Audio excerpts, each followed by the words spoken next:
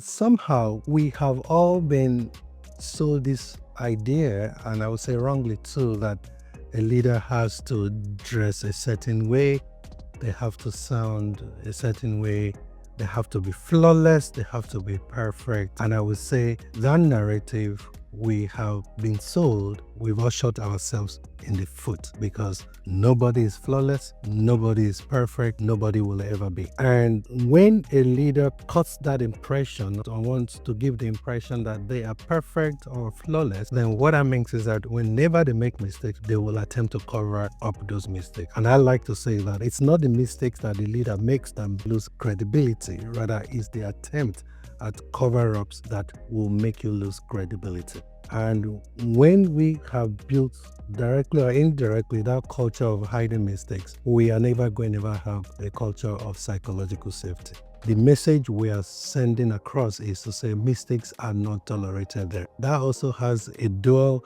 tragedy of making people not be accountable, because they will hide things that they should ordinarily be bringing to the fore because they don't want to be crucified for their mistakes. When we have a culture we have built that lacks psychological safety, which is to say people don't feel emotionally and psychologically free to bring themselves to work and express themselves because they're afraid of making mistakes, what that indirectly means is that we are not ever going to have a culture that is built on innovation and creativity, because those two words means we're attempting things that we have not done before. By the very definition of trying to innovate or trying to create, we will make mistakes. Let's be honest about it. If you wanted to build a culture of accountability, let's start from the leader being humble. When you make mistakes as a leader, Dale Carnegie advises, admit it quickly